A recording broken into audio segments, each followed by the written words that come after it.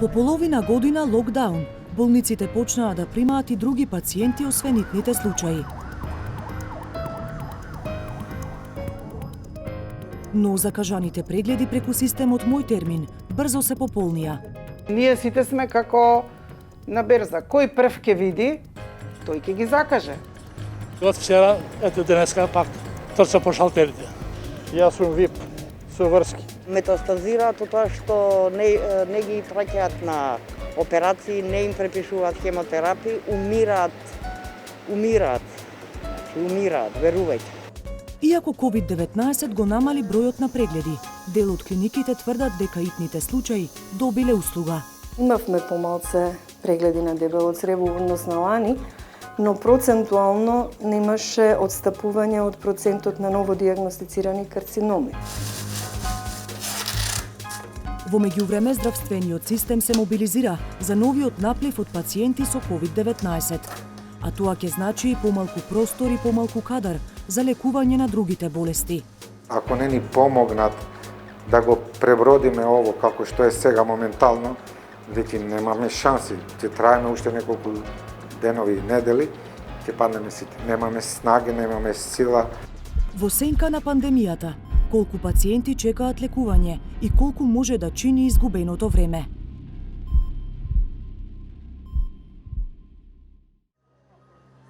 По 6 месеци откако му бил одложен прегледот поради COVID-19 кризата, Владо Диневски конечно дојде на ред за контрола.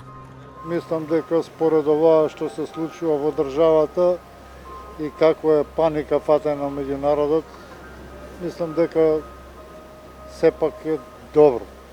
Чистотата гледаме малку подобра, не бев дојден поодамна.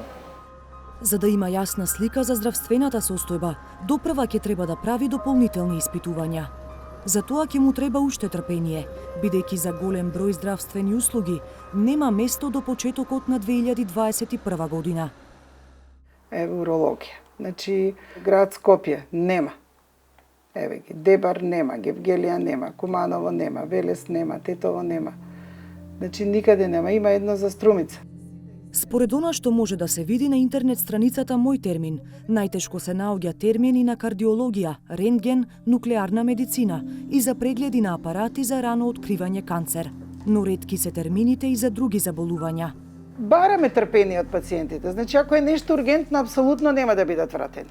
Меѓутоа, ако е нешто хронично, ако е некоја дегенеративна болест, еве за ортопедија, за кичма, за колено, знаеме дека боли. Меѓутоа, и да почека пациентот не е страшно за разлика од некоја друга ургентна состојба кај која што веднаш треба да му се пружи помош. Стојкова објаснува дека приоритет за закажување термин имаат пациентите што чекале подолго или чија здравствена состојба во изминативе месеци се влошила. Ако нема слободно место, а има потреба, опција е да се даде приоритетен или итен упат. Значи, еве, моментално имаш прегледи, гужва во ординација, било како, не си проверил. Значи, нас немаме некој систем кој што ни алармира дека пуштени се за таа специјалност термини.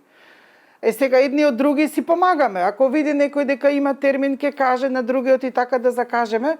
Меѓутоа, кој прв, тој ќе закаже. Апсолутно. Меѓутоа, кажав, ако има некое влашување на здравствената состојба, апсолутно и приоритетните се тука. Упати за да го упатиме на правото место во право време, апсолутно. Според податоците што 360 степени ги обезбеди од Министерството за здравство, во првите 6 месеци од епидемијата, од 18 март до 31 август, биле закажани 473.846 прегледи преку Мој термин. Од 1 септември, кога системот се врати во функција, до 4 ноември, бројот на закажани прегледи нагло се зголемил на 1.445.203 прегледи. Сепак, не сите закажани прегледи и се реализирале. Во првите 6 месеци од епидемијата до 31 август се оствариле 62% од закажаните прегледи, додека 38% не. Во последниве 2 месеца пак, процентот е значително подобрен, 69% реализирани и 31% нереализирани прегледи во Мој термин. Едно од местата каде се испраќаат голем број пациенти во Скопје е градската општа болница 8 септември, која до неодамна работеше само како ковид центар. Сега функционира како две болници. Еден мал дел е за пациенти со коронавирус, а остатокот е за пациенти со други болести. 6 месеци пациентите кои што гравитираат во нашата болница беа ставени на втор ред. Сега последните 2 месеци како што функционираме, редот на чекање за потреба на некоја медицинска интервенција е намален драстично. Кога мој термин ќе се исполни, се поголем број пациенти доаѓаат со приоритетни упати. Директорот Христијан Костов вели дека тоа предизвикува дополнителен метеж, бидејќи не секогаш оној што има упат, во моментот има потреба од итна интервенција. Според податоците од Министерството за здравство, од почетокот на пандемијата до крајот на август, заедно со близу 300.000 прегледи преку мој термин, извршени се вкупно околу 1.381.000 прегледи. Во последниве 2 месеца пак, повторно вклучувајќи ги близу 1 милион прегледи преку мој термин, реализирани се околу 2.370.000 прегледи. Во првите 6 месеци од кризата, прегледите од мој термин имале удел од 22% во вкупниот број на прегледи. Дури 45% од извршените прегледи биле така наречени приоритетни, односно прегледи со упат без термин. Останатите 33% од прегледите биле итни. По обидот за нормализација на системот, од 1 септември до 4 ноември, прегледите според мој термин растат до учество од 42% од вкупниот број на прегледи, што говори за поголем ред во здравствениот систем. За такво нешто говори и падот на процентот на приоритетни прегледи од 45 на 16% во последниот период. Сепак, сега е дури и повисок процентот на прегледи со итен упат, 42% од вкупниот број прегледи.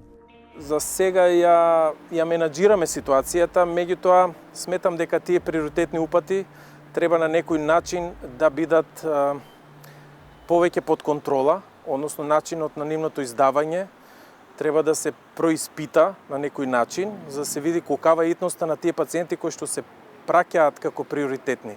Значи, точно според законот се знае приоритетниот упат за кој пациент треба да се даде.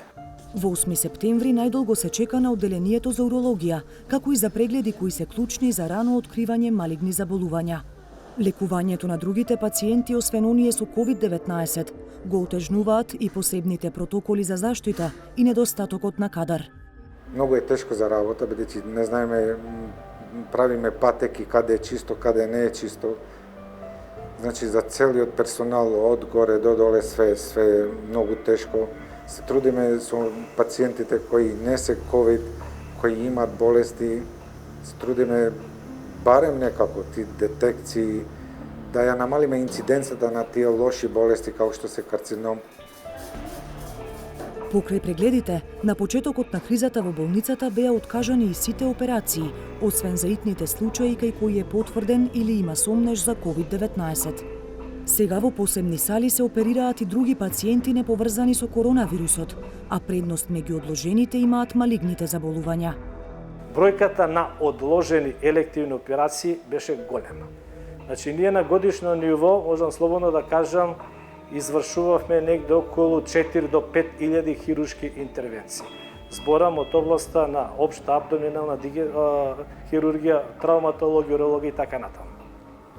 Така да од тие 4-5.000 се сведовме на 150 интервенции во COVID состојбата или COVID пандемијата. Тоа е огромна бројка.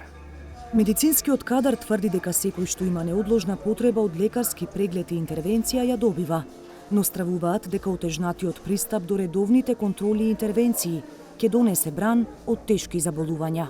Може да биде една псевдо друга пандемија со болести на дигестивниот систем, каде највише се плашиме од карцином на тој гастроинтестинален систем, каде најважно е да се направи рана детекција. Таа рана детекција не се прави, значи, кога више он има тегоби, има повраќање, има црна столица, има крв, тогаш више е касно.